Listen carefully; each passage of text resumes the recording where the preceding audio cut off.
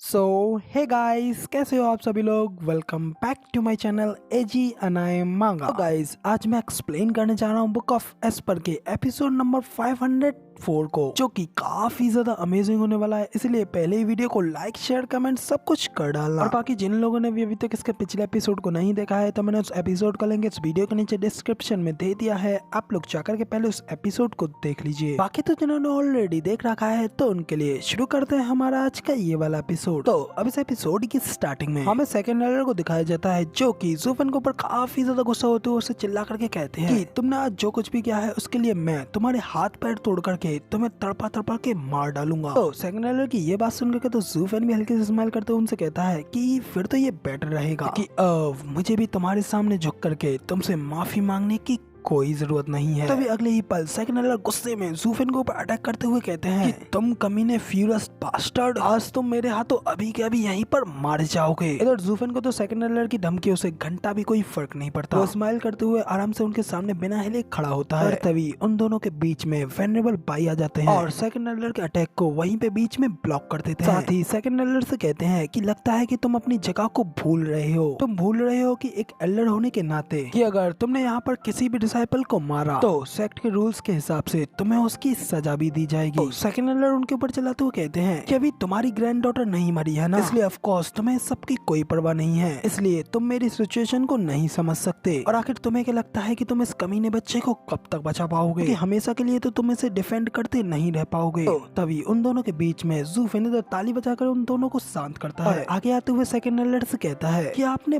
बहुत सही कहा, मैं एल्डर्स के अपने ग्रैंड चिल्ड्रंस के प्रति उनका प्यार पूरी तरीके से महसूस कर सकता हूँ। तो क्यों ना मैं आप दोनों को एक एक मौका दूं।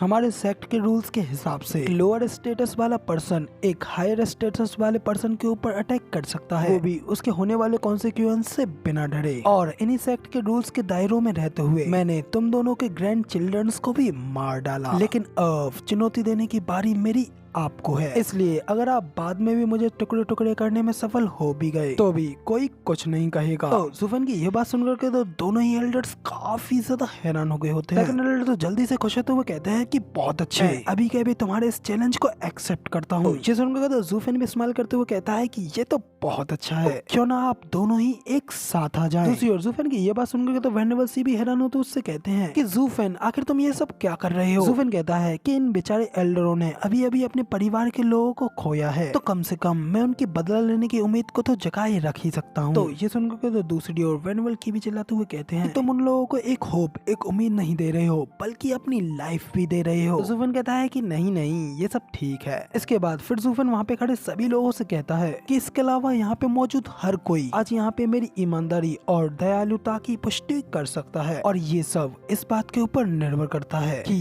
इसे लेने के लिए क्या करना होगा। मुझे तो बस उन शरारती कुत्तों से मिलना बहुत अच्छा लगता है जो कि हमेशा मेरे मामलों में दखल देने आते रहते हैं, लेकिन उनके लिए मेरा सिद्धांत तो सिर्फ एक ही है। इतना कहकर के फिर ज़ूफेन हंसते हुए कहता है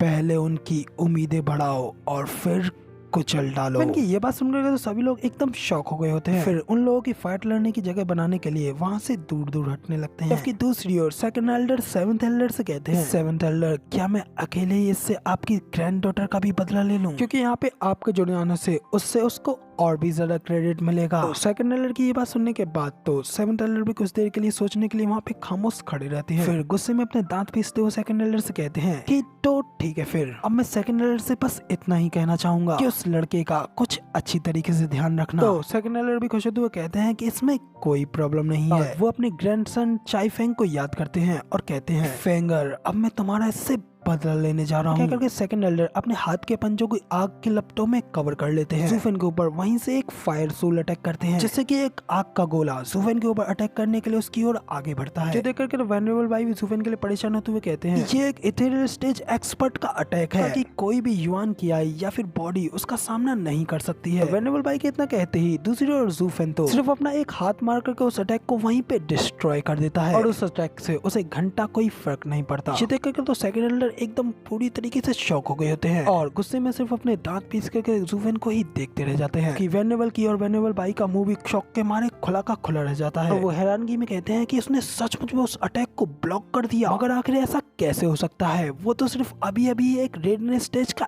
एक्सपर्ट बना है। इधर दूसरी ओर सेकंड एल्डर और सेवंथ एल्डर तो डिस्कस करते हुए एक दूसरे से कहते हैं कि सेवंथ एल्डर ये बच्चा कुछ ज्यादा ही अजीब है, मैं उसके ऊपर एक बार फिर से अटैक करने जा रहा हूँ और जब मैं उसके ऊपर अटैक करूँ तो तब आप उससे उसका सिर ले लेना। तो ये सुनकर तो सेवंथ एल्डर भी एग्री करते हुए उनको ओके करते हैं, जिसके बाद सेकंड एल्डर अपनी आग की लपटों को अपनी पूरी बॉडी में फैलाते हुए सस्ते से थर्ड ग्रेड के घोस्ट राइडर बन जाते हैं और अपना अगला अटैक चलने के लिए अपनी आग भरी हथेलियों को नीचे जमीन पर रखते हैं। इसकी वजह से जूफेन के और पास जमीन के अंदर से कई सारी बड़ी बड़ी आग की लपटें उसे चारों ओर से घेर लेती हैं, जो देख करके तो वेनेबल की भी घबराते हुए कहते हैं कि सेकंड एल्डर की सोल एक फर्स्ट एलिमेंट की है, जो कि वो है एक सोल फायर, इसलिए कोई भी फिजिकल अटैक उसके ऊपर कोई फर्क नहीं डाल सकता। तभी ब्लू हेयर वाले वेनेबल गुई भी कहते हैं कि इस अटैक से बचने का तो सिर्फ और सिर्फ एक ही तरीका है, वो ये है कि उसकी सोल उनसे भी ज्यादा स्ट्रॉन्गर होनी चाहिए और अगर आपकी सोल उससे ज्यादा स्ट्रॉन्गर नहीं होती है तो आप उस अटैक से अपनी मौत तक चलते रहोगे। तो तब वेनेबल यांग भी घबराते हुए कहते हैं आखिर अब हमें क्या करना चाहिए, क्योंकि स्टीवर्ट जू तो सिर्फ और सिर्फ एक रेडियस स्टेज का ही कल्टीवेटर है, तो फिर आखिर वो अब कैसे इस सोल फायर का सामना कर पाएगा। अब तभी इधर हमें जूसरी और जूफेन की ओर दिखाया जाता है, जो कि भाई अपनी वन ऑफ द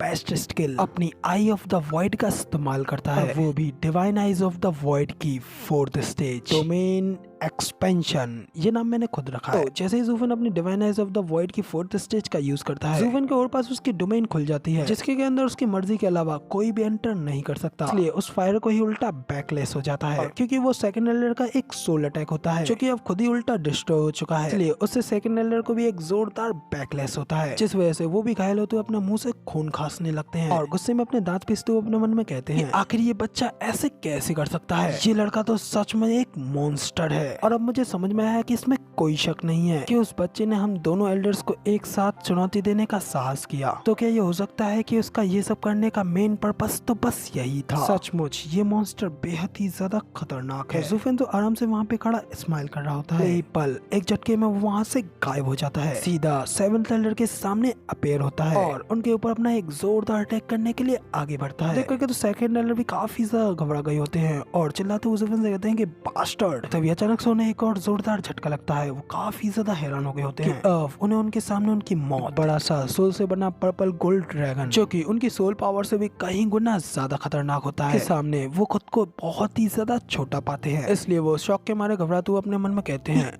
ये तो सोल प्रेशर है, ऐसा कैसे, आखिर तुम ऐसा कैसे कर सकते हो, तुमने आखिर अभी से अपनी सोल को फॉर्म कैसे कर लिया। तो गाइस अब इधर सेकंड एल्डर के इतना कहने के साथ ही हमारा ये वाला एपिसोड यहाँ पे पूरी तरीके से कंप्लीट हो जाता है और अब इसके आए के स्टोरीज के अगले एपिसोड यानी कि कल देखने को मिलेगी। फिलहाल वीडियो पसंद आई हो तो यार एक लाइक कर देना, साथ ही कमेंट करके मुझे जरूर बताना कि आपको हमारा ये वाला वीडियो का एक्सप्लेनेशन कैसा लगा, और चैनल पर नए हो और आगे भी ऐसे अमेजिंग वीडियोस को देखना चाहते हो तो इस चैनल को सब्सक्राइब जरूर से कर देना। शुक्रिया।